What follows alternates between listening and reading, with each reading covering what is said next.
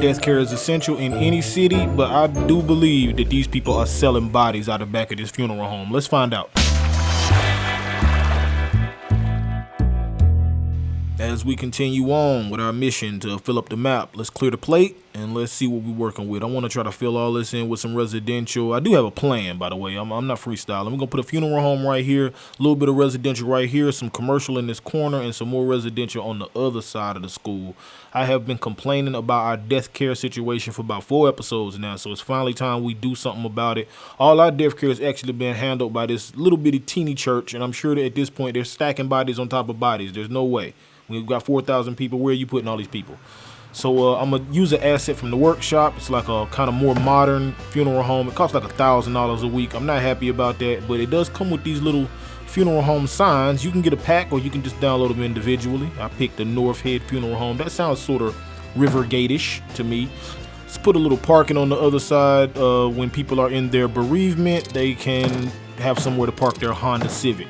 Out back, I'm going to cut a little space because I want to do something special with that. But we're not going to worry about that right now. Right now, we just need to get this hedge work done. And we also need to cut out a little space on the side, move this spawn point so those morgue trucks ain't just popping off on that main street. Y'all got your own street? Use it, bro. Let's put a little door right there and make it look a little bit more authentic. Even though he did just drive through the wall like Kitty Pryde, we're not going to worry about that right now. We're going to put a little bit of prop work back here. Nothing too major. Flipping it back to out front. This fountain, actually, I end up moving. I hate it because people keep walking through it. I tried to use paths and everything. Please walk around my fountain, but they decided they didn't want to let me be great. But we're not going to let that stop us. So let's finish up the details in the front, and then let's flip around to the back side of this situation. I wanted to have like a little place where, you know, if it's too much, the emotions is just too much, man. You need somewhere to go. You don't want to jump out front and have people looking at you crazy. So let's make like a little remembrance type area. Nothing too fancy though. I'm not ODing on the props. You know, I just want to make a little something that looks nice from the aerial view. Little pergola, one of the modern pergolas that come with the one of the DLC packs. I think it might be mid-century modern. I don't know. It might just come with one of the updates. You never know. That's why y'all got to check back in, tap back in. Sometimes they just give you free stuff. We're going to hit this with a few decals and a little bit of the lawn tufts. We're going to replace our fountain because I did want to move that from in the front. People kept tripping across it. They skinning up their ankles. They mad at me. I ain't got nothing to do with it. Couple of trees and that pretty much does it. You, like I said, you could pop out here if it's, you need to check your phone, man. Don't be answering your phone during the funeral. Finally, after 5 episodes of complaining, we have one, but this is Rivergate. Things are never what they seem. We got a medical examiner, some kind of coroner back here talking to a dude with a toboggan on. He got his hands up. I think he asked enough for 10 bodies. What's going on back here, man? We're going to check back in because I think it's some nefarious shenanigans going on at this funeral home. Right now, though, we're going to switch over to the residential portion of our evening. I'm using these apartments right here. They're called the Lawton Street Apartments. Definitely some of my favorites. Let's speed it up. Check me out.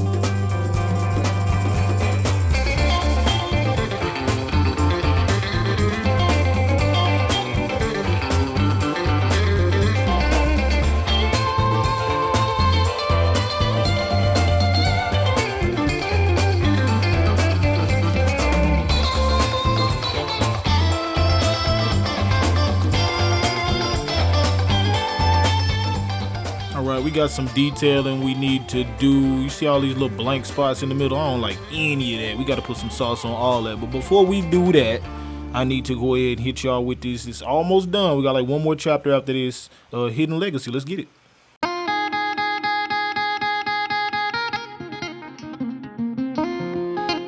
By 1894, Eva and John Francis had married and raised their 4 children on a piece of land inherited by John from his father.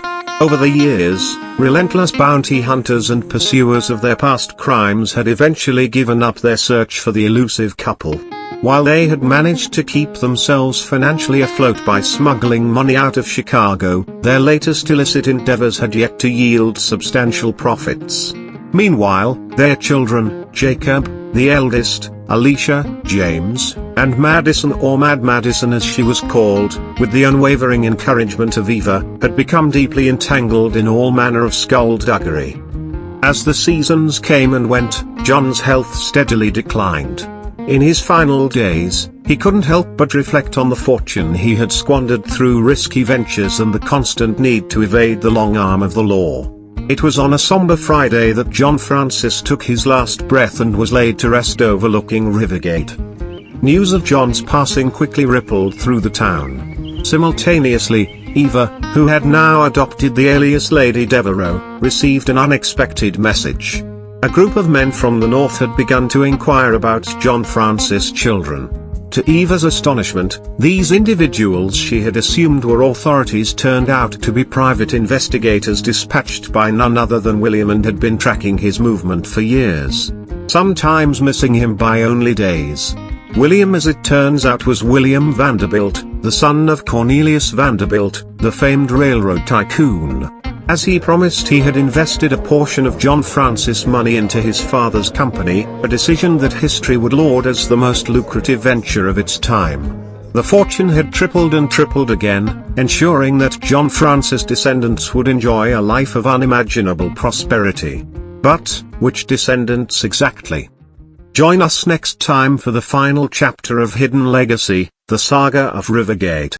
Dang, man, R.I.P. that boy John Francis. Can't even really say, oh, man, he was a real one. He wasn't a real one. He was low-key kind of a goofy, and he wasn't no kind of a hero. But history is filled with people that wasn't heroes, but once they was gone, everybody just said the good stuff that they did. But Rivergate ain't got heroes, man. I'm going to tell y'all the story of the villains. The villains is way more interesting, man, and we gearing up for the battle of the light skins right now, man. All his kids light skinned like Drake, and they super emotional like Drake. Right now, though, we finishing our little commercial note that I wanted to put down here, man. A little gas station, little Bill's balls, little billiards place. Come get your head busting some of this 8-ball cuz. And I'm lining it with some of these classic brick keys. We still pushing them kilos. And I'm actually going to use a little retaining wall. Like, this whole little neighborhood is on like a funny hill. None of it's flat. And I was cool with that because it's starting to lead up into the hills, man. Everything can't be flat. We got to start anticipating and building into our hills. But right now, we're just going to lay a little bit of this detailing out in the front. Not going to go overboard. A little bit of trash props. Come pick up the trash, cuz you just going to drive past it like that, man. Well, you a goofy, man. Anyway, I'm about to get into some detailing, y'all. Y'all, stay tuned. I'm going to be back.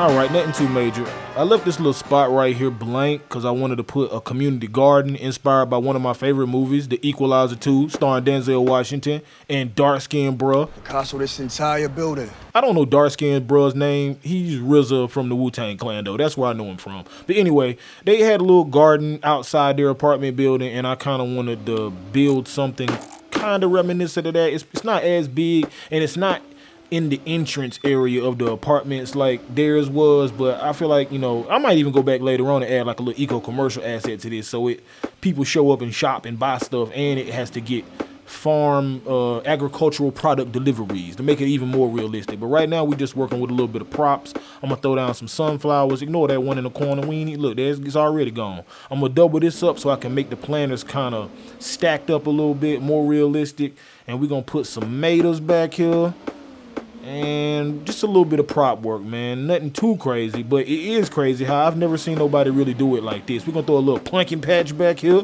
Come bring your kids, especially around Halloween, man. We doing the big face paint and all that.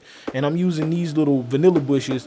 Just in your mind, imagine that they're cabbages. And I'm gonna use a greenhouse with some PO, and I'm just basically using any kind of prop that I can find that kind of looks like it belongs in a nursery. Like, these are just plant boxes, but if you shrink them down and put them on that little shelf, it look like little saplings, little seedlings.